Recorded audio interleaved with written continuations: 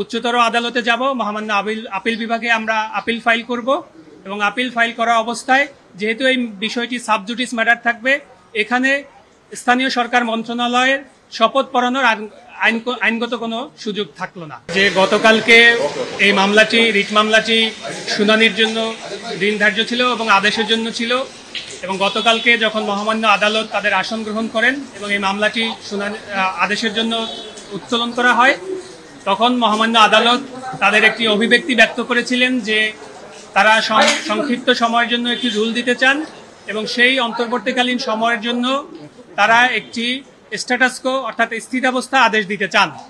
এবং আপনারাও অনেকে গতকালকে আদালতে উপস্থিত ছিলেন, অনেক বিজ্ঞ আইনজীবীও ছিলেন, কিন্তু এরপরে যে একটা পরিস্থিতি তৈরি হয়েছিল সেটা আপনারা নিজেরাও প্রত্যক্ষ করেছেন। সেখানে জনাব ইশরাক হোসেনের পক্ষে যে আইনজীবীরা ছিলেন তারা সেখানে তখন আদালতকে এক ধরনের আনডিউ প্রেশার দেওয়ার একটা চেষ্টা করেছেন। এবং আজকে যখন আদালতে আদেশের জন্য দিন ধার্য ছিল, আদালত শুরুতে উঠেই তারা জনাব যিনি বারের সভাপতি ছিলেন তাকে ডেকে নিয়েছেন এবং ডেকে নিয়ে যিনি এই বেঞ্চের কনিষ্ঠতম বিচারপতি ছিলেন, বিচারপতি জনাব দেবাশিস রায়চৌধুরী, তিনি সরাসরি বারের সভাপতিকে ডেকে বলেছেন যে গতকালকে তারা কোর্ট থেকে নেমে যাওয়ার সময় RICL TMX যুগের পর যুগ স্থাপনা থাকে মজবুত।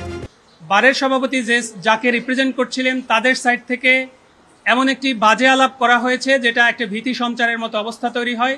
সেখানে স্পষ্ট করে বলা হয়েছে যে এই মামলায় যদি রুল দেয়া হয় তাহলে কোর্টে আর বসতে দিব না। কোর্ট আজকে আদেশ দেওয়ার শুরুতেই এই বিষয়ের অবতারণা করেছেন, যে বিষয়টি আপনারাও লক্ষ্য করেছেন। এরপরে কোর্ট আজকে ডিটেইল তাদের লিখিত অর্ডার সেটি পাস করেছেন এবং অর্ডার পাস করে শুধুমাত্র লুকাস স্ট্যান্ডি গ্রাউন্ডে এই আজকের রিটটি খারিজ করেছেন বলে কোর্ট অভিমত ব্যক্ত করেছেন। আমরা ইতিমধ্যে আমাদের ক্লায়েন্টের সাথে কথা বলেছি।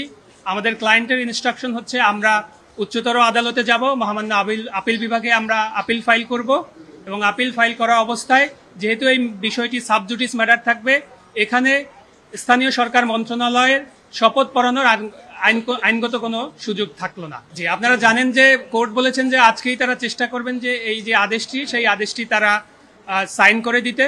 আমরা নকলের দরখাস্ত দিয়েছি ইতিমধ্যে।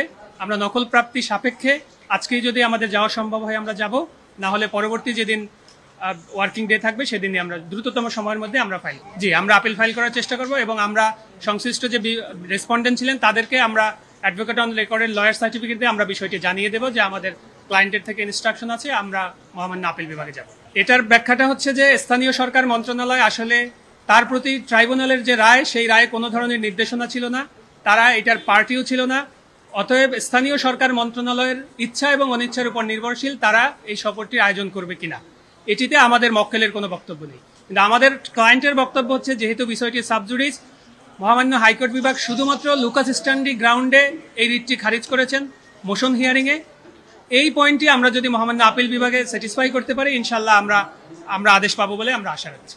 আমার মক্কেল ঢাকা দক্ষিণ সিটি কর্পোরেশনের একজন রেসিডেন্ট, সে কারণেই তিনি পড়লেন, এখানে অন্য কিছু নিয়ে তো তিনি সংক্ষুব্ধ। জি, হাইকোর্ট তার আদেশে বলেছেন যেহেতু এই আদেশ চ্যালেঞ্জ করার সুযোগ আছে এবং আপনারা আজকে যারা উপস্থিত ছিলেন আপনারাও শুনেছেন হাইকোর্ট অর্ডার পাস করার আগে শুরুতেই বলেছেন যে কোনো পক্ষ সংক্ষুব্ধ হলে আমাদের এই আদেশের বিরুদ্ধে আপনারা উচ্চ আদালতে যেতে পারেন।